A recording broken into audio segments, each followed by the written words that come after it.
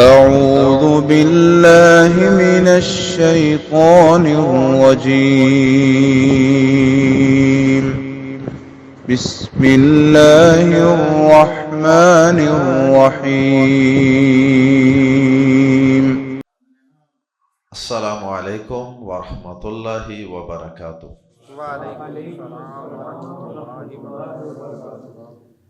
سورۃ المؤمن آیت نمبر 30 سے 35۔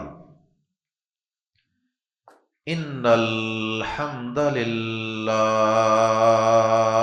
والصلاة والسلام علی رسول اللہ اما بعد۔ اعوذ باللہ السمیع العلیم من الشیطان الرجیم من ہمزہ ونفخہ ونفثہ۔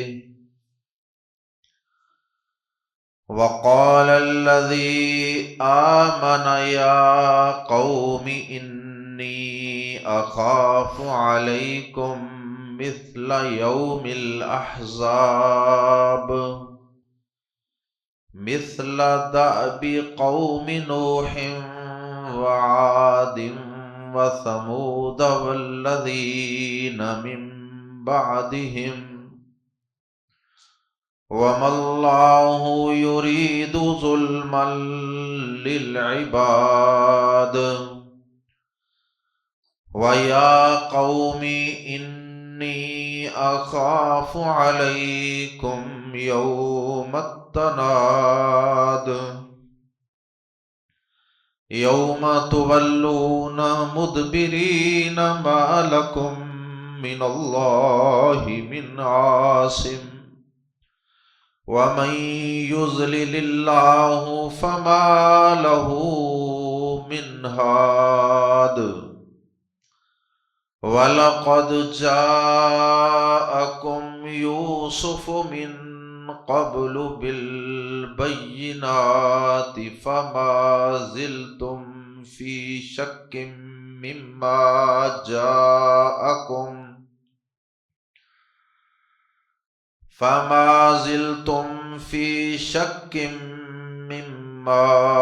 جَاءَكُمْ بِهِ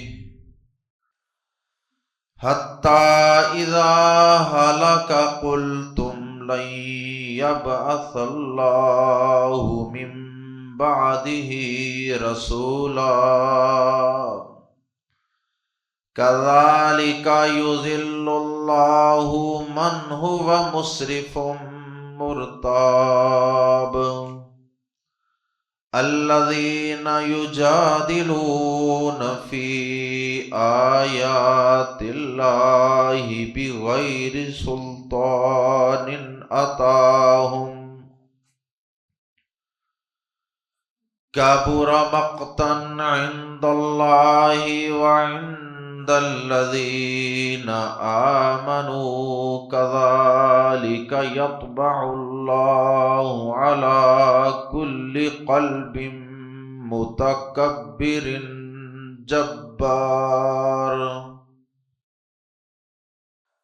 گزشتہ آیات میں تذکرہ تھا اس مرد مومن کا جو اللہ رب العزت نے حضرت موسیٰ علیہ السلام کی تائید اور حمایت کے لیے آل فرعون کے اندر کھڑا کیا تھا۔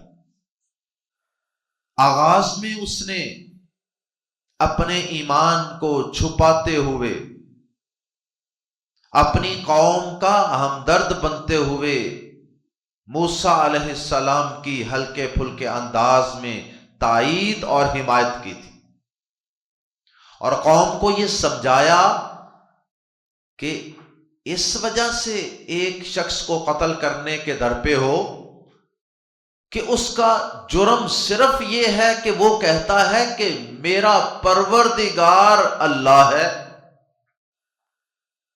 وہی مرد مومن مزید اپنے خطاب کو جاری رکھے ہوئے ہے آیات زیر تفسیر میں۔ جب اس مرد مومن نے دیکھا کہ فرعون اور اس کے لاؤ لشکر ابھی بھی موسیٰ علیہ السلام کو قتل کرنے پہ مصر ہیں اور اپنی اس ضد اور ہٹ درمی پر قائم ہے۔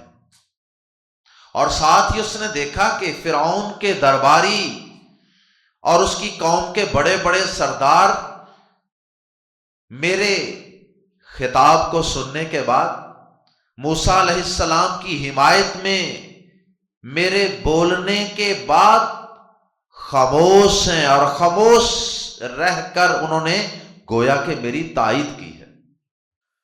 گویا کہ میرے جیسی سوچ اور بھی کئی لوگوں کے ذہنوں کے اندر موجود ہے جو فقط فرعون کے ڈر سے بول نہیں رہے۔ جب اس نے فرعونیوں کے اندر اپنی خاموش حمایت کو دیکھا تو اس نے جو مصلحت کا لبادہ اوڑھا ہوا تھا، مصلحت کے ساتھ وہ چپکے اشارتاً بات کر رہا تھا، اس نے اپنی مصلحت کا لبادہ اتار دیا اور واضح اور صریح الفاظ میں حضرت موسیٰ علیہ السلام کی حمایت اور ان کی تائید کا اعلان کیا۔ آیات زیر تفسیر میں اللہ رب العزت نے اس مرد مومن کی مزید کچھ باتوں کا تذکرہ کیا ہے جو اس نے اپنی قوم کے سامنے بیان فرمائی، اور آیات زیر تفسیر میں بالخصوص ابتدائی آیات میں اس مرد مومن نے جو اپنی قوم کو اللہ کے عذابوں کے آنے سے ڈرایا تھا اس کا تذکرہ۔ اس نے کہا کہ مجھے ڈر ہے کہ اگر تم حضرت موسیٰ علیہ السلام کے قتل پر اسی طرح بضد رہے اور اس کی مخالفت میں اسی طرح اڑے اور ڈٹے رہے تو تم پر قوم عاد، سمود اور پہلی دیگر اقوام کی طرح اس دنیا کے اندر اللہ کی طرف سے کوئی بڑا عذاب آ جائے گا، اور اگر یہاں نہ بھی آیا تو مرنے کے بعد کل قیامت کے دن تم پر اللہ کی بہت بڑی سزا آنے والی ہے۔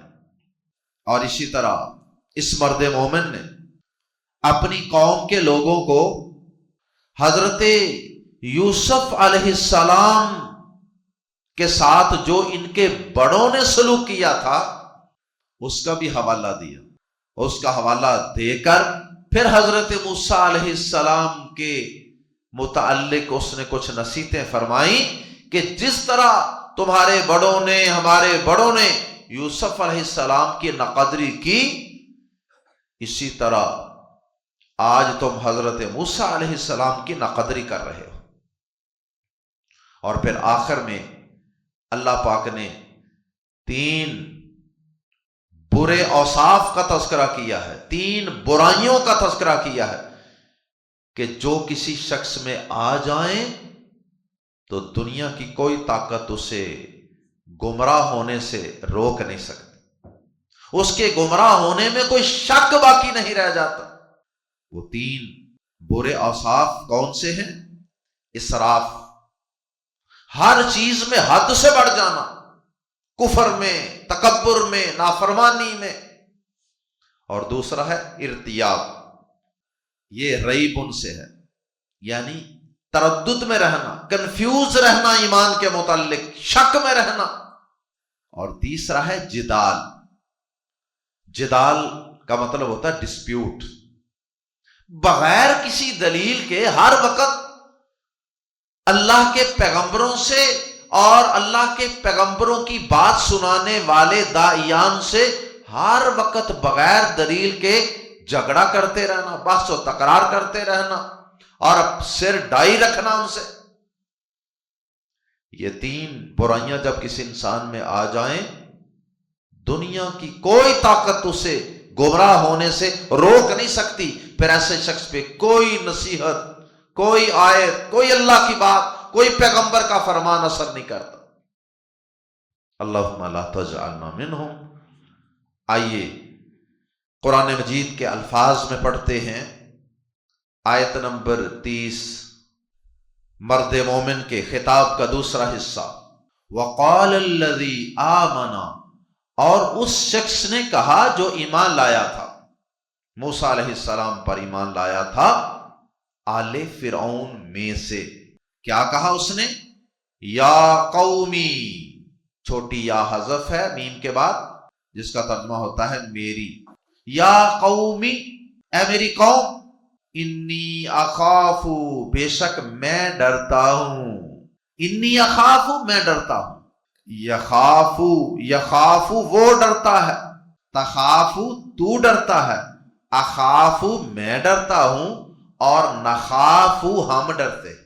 انی اخاف فعل مضارع، بے شک میں ڈرتا ہوں، یعنی مجھے خدشہ ہے، مجھے خوف محسوس ہوتا ہے اس بات کا، علیکم، تمہارے متعلق، تم پر، بے شک میں تم پر ڈرتا ہوں، یعنی تمہارے متعلق ڈرتا ہوں کہ تم پر کیا آ جائے گا؟ مثل، مانند، لائک، یومی، دن، الاحزاب، جماعتوں کے، ڈے آف دی کمپنیز، احزاب حزب کی جمع ہے، وہ مختلف جماعتیں یا گروہ جو کسی کی مخالفت میں اکٹھے ہو جائیں، انہیں احزاب کہتے ہیں۔ انی اخاف علیکم، بے شک میں تم پر ڈرتا ہوں، مثل یوم الاحزاب، جماعتوں کے دن کی مانند سے، جماعتوں کے دن کی مانند آنے والے عذابوں سے مراد یہ ہے۔ اور جماعتوں سے مراد یہاں کون ہے؟ قوم عاد ایک جماعت، قوم سمود، قوم نوح اور دیگر قومیں، یہ ساری مختلف کمپنیز تھی، مختلف احزاب پر لشکر گروہ تھے کفار کے۔ اور یومی سے مراد وہ دن جن دنوں میں ان پر اللہ کی طرف سے گرفت اور عذاب آیا، وہ دن۔ اللہ اکبر، ان قوموں کی تباہی اور بربادی کے جو خاص دن تھے، جیسے اللہ پاک نے مکہ والوں کو یوم الفرقان کے دن، یوم الفرقان کو یعنی غزوہ بدر کے دن تباہ و برباد کیا، اسے یوم الفرقان کہا۔ تو جس دن کوئی نادر اور خاص واقعہ پیش آتا ہے اسے کہتے ہیں یوم الفرقان، یوم الاحزاب وغیرہ۔ بے شک میں تم پر جماعتوں کے دن کی مانند آنے والے عذاب سے ڈرتا ہوں۔ اور آگے خود ہی وضاحت بھی کر دی، مثلا، مانند، دعبن کہتے ہیں عادت کو، جو انسان کی عادت ہوتی ہے پھر وہ مستقل چونکہ چلتی رہتی ہے، تو اس لیے حال، کسی انسان کا کیا حال ہے، جو اس کی عادت ہے وہی اس کا حال بن جاتا ہے۔ تو اس کا معنی عادت بھی ہے، اس کا معنی حال بھی ہے، اس کا معنی معاملہ بھی ہے۔ مثلا، کسٹم، مثلا دأب قوم نوح وعاد وثمود، قوم نوح، عاد، سمود کے حال کی مانند، ان کا جو معاملہ تھا، ان کے جو حالات تھے نا، ان کے کیا حالات تھے کہ وہ نبیوں کی مخالفت پر اکٹھے ہو گئے سب، اور پھر ان کا حال کیا بنا؟ ان پہ اللہ کا عذاب آ گیا، کسی قوم پر کسی طرح، کسی قوم پہ کسی طرح۔ مثل دأبی، یہ دأبن، دال کے بعد حمزہ ہے، اسے جھٹکے سے پڑھیں گے۔ الف پر جب جزم آ جائے، زبر آ جائے، زیر آ جائے، پیش آ جائے تو وہ الف نہیں رہتا، وہ حمزہ بن جاتا ہے اور اسے جھٹکے سے ادا کرتا۔ اگر الف کے اوپر جزم نہ ہوتی پھر ہم نے اس کو پڑھنا تھا دابن، دال الف دا، دابن۔ اب یہ دابن نہیں ہے، اب یہ دابن۔ مثل دأب قوم نوح وعاد وثمود، قوم نوح، عاد اور سمود کے حال کی مانند، والذین من بعدہم، اور ان لوگوں کے حال کی مانند جو ان کے بعد تھے۔ مثل دأب قوم نوح وعاد وثمود والذین من بعدہم، ان کے بعد بھی تو کئی قومیں آئی تھی نا جو تباہ و برباد ہوئی۔ نوح کی قوم، یا قوم نوح اور عاد اور سمود اور ان لوگوں کے حال کی مانند سے ڈرتا ہوں جو ان کے بعد تھے۔ وَمَا اللَّهُ اور نہیں اللہ یریدو چاہتا، ظلمن تنوین ہے ظلمن پر، اس لیے ہم ترجمہ کر رہے ہیں تنکیر، کسی طرح کے ظلم کا، چھوٹا ہو یا بڑا، کسی طرح کے ظلم کا ارادہ نہیں کرتا اللہ۔ لمز کے لیے، العباد بندے، للعباد بندوں کے لیے، للعباد مراد ہے علی العباد، وَاللَّهُ يُرِيدُ ظُلْمًا لِلْعِبَادِ اور اللہ بندوں پر کسی طرح کے ظلم کا ارادہ نہیں رکھتا۔ سورہ یونس میں اللہ پاک نے فرمایا کہ اللہ بندوں پر بالکل ظلم نہیں کرتا، لوگ خود ہی اپنی جانوں پہ ظلم کرتے ہیں۔ سورہ یونس آیت نمبر 44، ان اللہ لا یظلم الناس شیئا، بے شک اللہ تو لوگوں پہ کچھ بھی ظلم نہیں کرتا، ذرا ظلم نہیں کرتا، وَلَٰكِنَّ النَّاسَ أَنفُسَهُمْ يَظْلِمُونَ اور لیکن لوگ خود ہی اپنی جانوں پہ ظلم کرتے ہیں۔ وَيَا قَوْمِ خطاب جاری ہے مرد مومن کا، جس کے نام پہ سورت کا نام سورہ مومن رکھا گیا ہے۔ وَيَا قَوْمِ اللہ پاک کو اس کا یہ خطاب اور اس کا یہ انداز، اس کی یہ اپنی قوم سے ہمدردی کرنے کی خصلت اور خوبی کتنی پسند آئی کہ اللہ پاک نے اپنی مقدس کتاب میں ایک سورت کا نام ہی اس کے نام پہ رکھ دیا، اس کی یاد میں رکھ دیا۔ وَيَا قَوْمِ اور اے قوم، یہ قومی آگے چھوٹی یا حذف ہے، وَيَا قَوْمِ تھا اصل میں، اور اے میری قوم، انی اخاف علیکم بے شک میں تم پر ڈرتا ہوں، یوم التناد، تناد یہ ندا ان سے ہے، ندا آواز پکار، اور تناد کا معنی ایک دوسرے کو پکارنا، ایک دوسرے کو آواز دینا۔ یوم التناد ڈے آف کالنگ، قیامت کے دن کا ایک نام ہے یہ بھی۔ قیامت کے دن کو یوم التناد اس لیے کہتے ہیں کہ اس دن کئی قسم کی آوازیں میدان محشر میں بلند ہوں گی۔ ایک طرف اللہ پاک کی آواز بلند ہوگی، اللہ پاک اپنے بندوں کو مخاطب کریں گے، کبھی اللہ پاک ان سے سوال و جواب کریں گے، کبھی اللہ پاک کہیں گے بتاؤ کون ہے بادشاہ آج دنیا میں، آج بادشاہی کس کے ہاتھ میں ہے، کبھی اللہ پاک کہیں گے بلاؤ اپنے ان معبودوں کو جنہیں دنیا میں تم پکارتے تھے، آج انہیں بلاؤ وہ تمہاری مدد کریں، کیوں نہیں کرتے۔ کبھی اللہ پاک اپنے مومن بندوں کو پیار سے بلائیں گے، کبھی اللہ پاک اپنے باغیوں نافرمانوں کو غصے سے ڈانٹیں گے، اور کبھی جنتی جنتیوں سے کلام کریں گے، کبھی جہنمی جہنمیوں سے بات کریں گے، کبھی جنتی جہنمیوں سے بات کریں گے، کبھی فرشتے اللہ کے بندوں سے بات کریں گے، کبھی جہنمی جہنم کے دروغے سے بات کریں گے۔ تو یہ مختلف قسم کی آوازیں بلند ہوں گی قیامت کے دن۔ اللہ اکبر، گویا کہ قیامت کے دن ایک دوسرے کو پکارنے کا ایک عجیب سما ہوگا۔ اللہ اس دن کی سختیوں سے ہم سب کو محفوظ فرمائے۔ وَيَا قَوْمِ اور اے میری قوم، انی اخاف علیکم بے شک میں تم پر ڈرتا ہوں، تمہارے متعلق ڈرتا ہوں، یوم التناد ایک دوسرے کو پکارنے کے دن سے۔ مجھے قیامت کے دن کا وہ منظر یاد آ رہا ہے کہ جب تم ایک دوسرے کو چیخو پکار کرتے ہوئے آوازیں دو گے اور اس دن تمہاری کوئی شنوائی نہیں ہوگی۔ اس لیے اس دن کے آنے سے پہلے پہلے ڈر جاؤ اور مت اللہ کے ایک برگزیدہ پیغمبر حضرت موسیٰ علیہ السلام کی مخالفت کرو اور ان کو قتل کرنے کا ارادہ مت کرو۔ مزید مرد مومن نے کہا یوم، اس دن کی مزید وضاحت، یوم تولونا جس دن تم بھاگو گے، مدبرین پیٹھ پھیرتے ہوئے، جس دن تم پیٹھ پھیرتے ہوئے بھاگو گے. پیٹھ پھیر کے بھاگنا کا مطلب ہوتا ہے کہ آدمی کا کسی کی طرف منہ ہے اور اس کی دوبر اور اس کی بیک پشت پیٹھ پیچھے ہے. اب یہ یکدم 180 کے زاویے پر پیچھے کو منہ کر کے بھاگ جائے, اس کو کہتے ہیں مدبرین.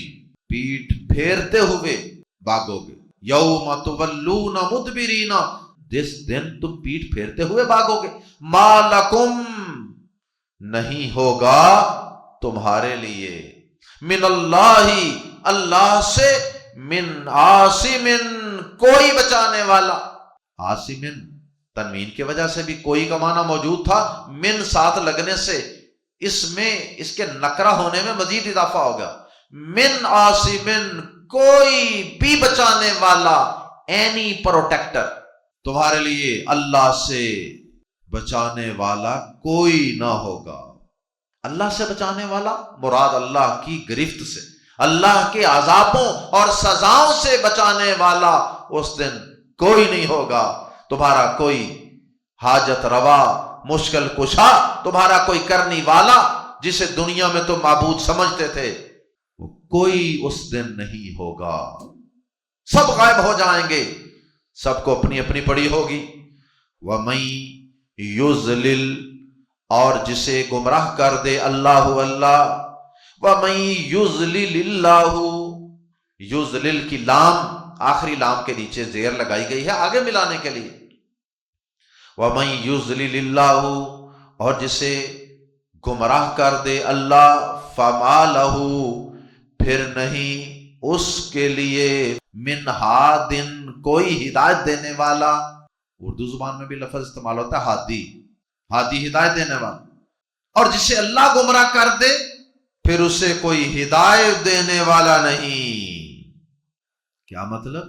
مطلب اس کا یہ ہے کہ میں نے, اے میری قوم, میں نے تمہیں نصیحت کر دی ہے, میں نے تمہیں اللہ کے عذابوں سے ڈرا دیا ہے, دنیا میں آنے والے اور قیامت کے دن آنے والے عذابوں سے ڈرا دیا ہے, نصیحت کر دی ہے.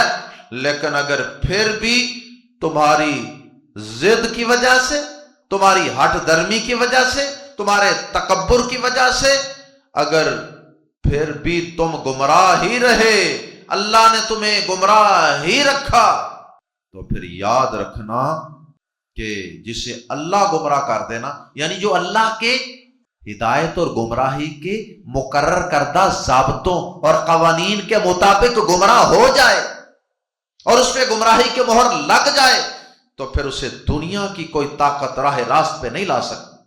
اور پھر اس کے بعد اس مرد مومن نے قبطیوں کو, فرعونیوں کو نصیحت کرتے ہوئے ان کے آباء و اجداد کے زمانے کے کچھ حالات بتائے ہیں, اور وہ حالات یاد دلا کر حضرت موسیٰ علیہ السلام پر ایمان لانے کی دعوت دی. وہ حالات کیا بیان کیے ہیں؟ آئیے قرآن مجید ہی کے الفاظ میں پڑھتے ہیں. وَلَقَدْ, اور بلا شبہ یقیناً, جاء, آیا, کم تمہارے پاس, یوسف, یوسف علیہ السلام, اور بلا شبہ یقیناً تمہارے پاس یوسف آیا, من قبل, اس سے قبل, اور بلا شبہ یقیناً حضرت یوسف علیہ السلام تمہارے پاس آئے اس سے قبل, یعنی موسیٰ علیہ السلام سے قبل. تمہارے پاس آئے سے مراد تمہارے بڑوں کے پاس آئے, تمہارے باپ دادا کے پاس آئے, بالبینات, واضح دلائل کے ساتھ. یوسف علیہ السلام کے پاس بھی یقیناً بہت سے واضح دلائل تھے, معجزات تھے. کچھ واضح دلائل تو سورہ یوسف کے اندر بھی اللہ پاک نے بیان فرمائے ہیں. آپ ان کی پوری زندگی ہی کو پڑھ لیجئے, ان کی زندگی کا ایک ایک لمحہ اور ایک ایک گوشہ اللہ کی قسم واضح دلیل ہے کہ اس یوسف اللہ کے بندے کی اوپر سپرویژن, نگرانی کائنات کا رب کر رہا ہے. سب سے پہلے کنویں میں پھینکا گیا, اللہ پاک نے کس طرح کنویں سے بحفاظت نکالا. پھر مصر میں ایک غلام کی حیثیت سے آئے, اللہ پاک نے ایک بکتا بکاتا آنے والا غلام اور اسے اسی مصر کا بادشاہ بنا دیا. اللہ اکبر. پھر حضرت مصر علیہ السلام کے حسن کے چرچے، اور پھر ان کے حسن کے باوجود ان کا پاک دامنی کو برقرار رکھنا، اتنے حسین و جمیل ہونے کے باوجود، اور عزیز مصر کی بیوی کا ان کے ساتھ بدکاری کی کوشش کرنا شاہی محل کے اندر۔ اب جس کے ساتھ عزیز مصر یا وقت کے حکمران کی بیوی اس کے ساتھ وہ بدکاری کرنے کے لیے، اس کے باوجود وہ اپنی پاک دامنی کو بچا کر رکھے، تو یہ کیا اللہ کی طرف سے چھوٹی دلیل ہے؟ اللہ اکبر۔ اسی طرح حضرت یوسف علیہ السلام کا صبر، بھائیوں کے ساتھ صلہ رحمی، بھائیوں کو معاف کرنے کا معاملہ، وعدوں کو پورا کرنا، عدل و انصاف، اللہ پاک نے جو ان کو زمین کے خزانوں پر متعین فرمایا تو اس کے اندر کسی قسم کی خیانت نہ کرنا، اور پھر جیل کے اندر رہنا اور جیل چلے جانا لیکن اپنے کردار پر کمپرومائز نہ کرنا، پھر جیل میں جا کر خوابوں کی تعبیر بتانا اور پھر ان کی بتائی ہوئی تعبیروں کا سچا ہونا، 7 سال قحط آئے گا اس کی پشین گوئی کرنا اور پھر اس کی تدبیر بھی بتانا، اللہ اکبر، اور پھر جیل کے اندر قیدیوں کو نہایت حکیمانہ انداز سے اللہ کی توحید کی دعوت دینا۔ یہ بہت سے دلائل تھے حضرت یوسف علیہ السلام جن کو لے کر آئے تھے۔ وَلَقَدْ جَاءَكُمْ يُوسُفُ مِنْ قَبْلُ بِالْبَيِّنَاتِ، اور بلا شبہ یقیناً اس سے پہلے تمہارے پاس یوسف علیہ السلام واضح دلیلیں لے کر آئے۔ فَاتُوا مَا زِلْتُمْ، زال یزالو کا معنی ہوتا ہے ہل جانا، ہٹ جانا، اور اس کے ساتھ اکثر لا یا ما آتا ہے، لا یزالو حدیث میں آتا ہے ما زلتم، تو زلتم کا معنی تم ہٹ جاؤ گے یا تم ہٹ گئے، اور ما زلتم تم نہ ہٹے، تو یہ ما یا لا کے ساتھ ملا کر یہ کسی کام کو جاری رکھنے کے معنی میں استعمال ہوتا ہے، یعنی نہ ہل، کسی کام سے، کسی بات سے، کسی حالت سے نہ ہلنا، نہ ہٹنا۔ تو ترجمہ کیا کریں گے؟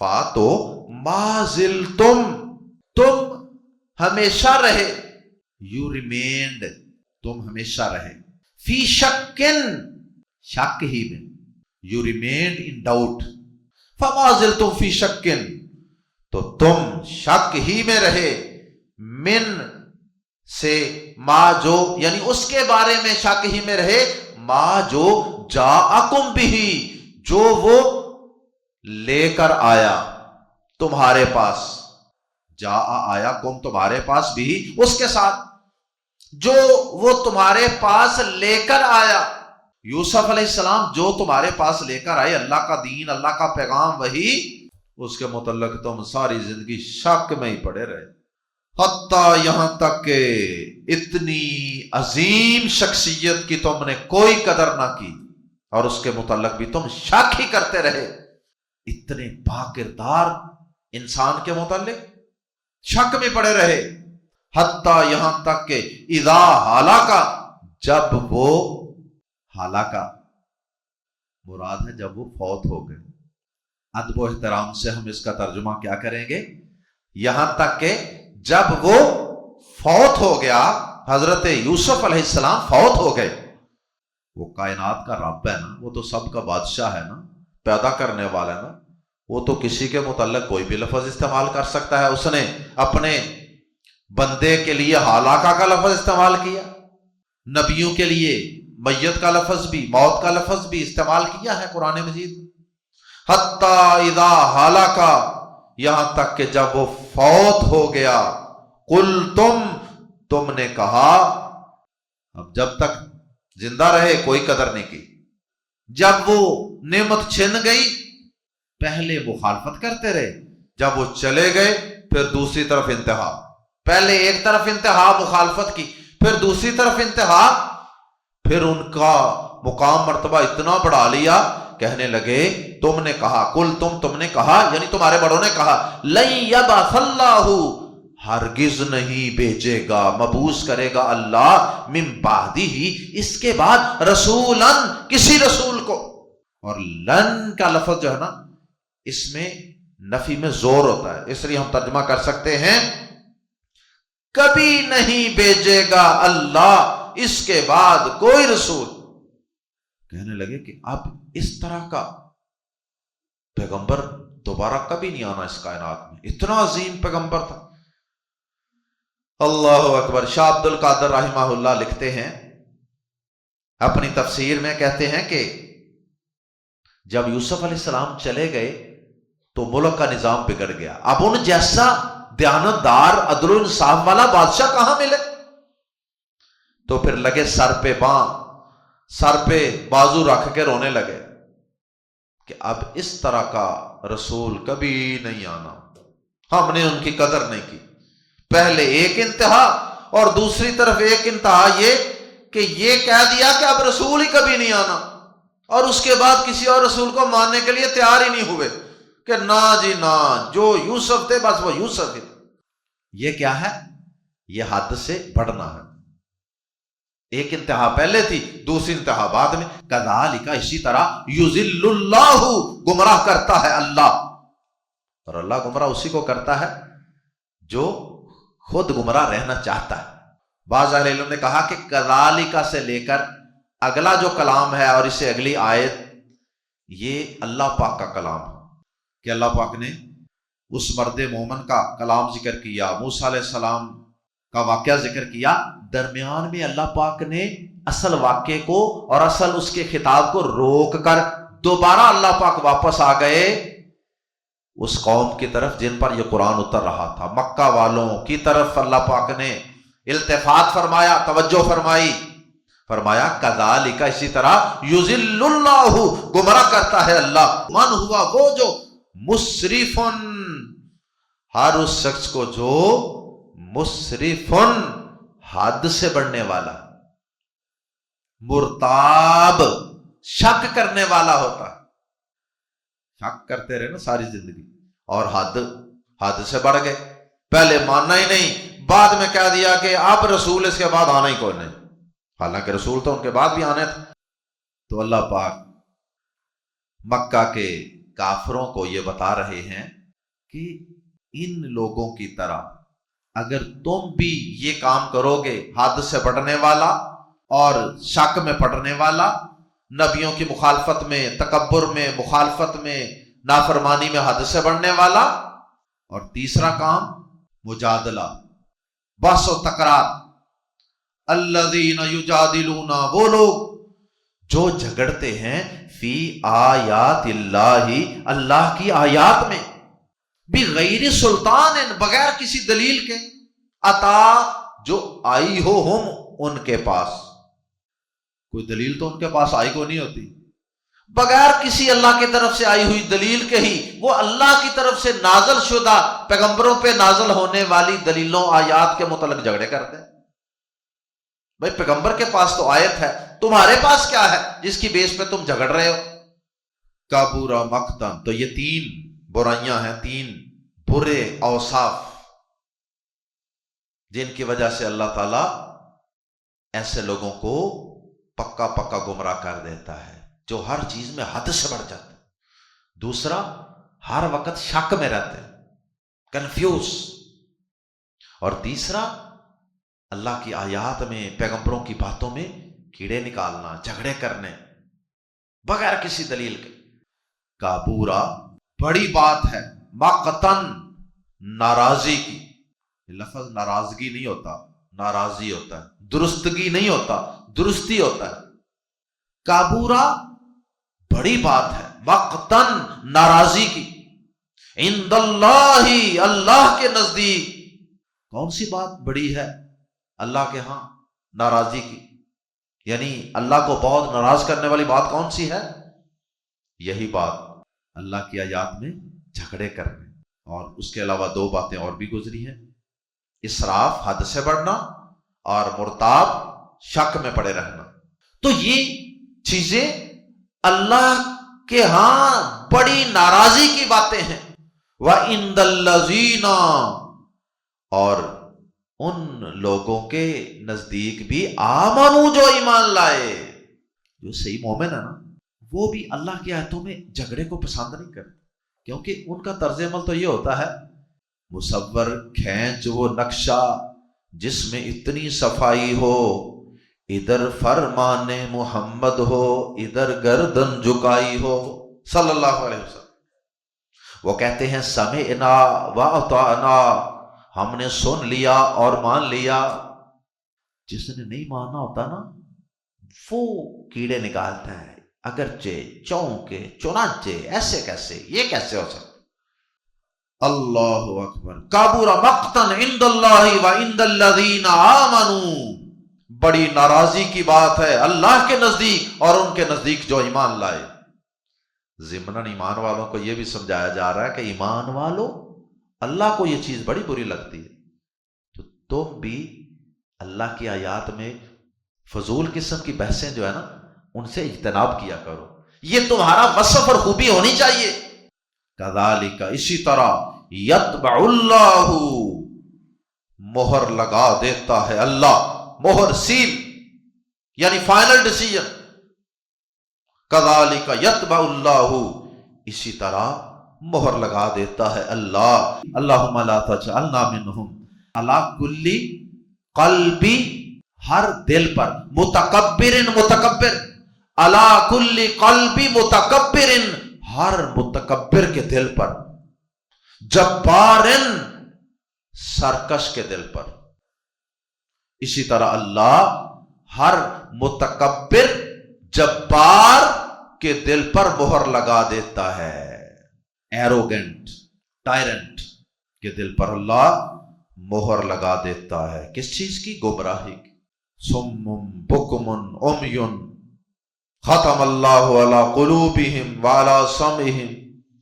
اللہ ہم سب کو اپنی کتاب قرآن مجید پر اور اپنے پیارے نبی کے فرامین پر صحیح معنوں میں دل و جان سے ایمان لانے کی اور ان کے آگے سر تسلیم خم کرنے کی توفیق عطا فرمائے۔ اللہ ہمیں اپنی آیات میں جھگڑا کرنے والوں سے محفوظ فرمائے اور اللہ اس سے ہمیں بچا کے رکھے۔ سبحانک اللہم وبحمدک، اشہد ان لا الہ الا انت، استغفرک واتوب الیک۔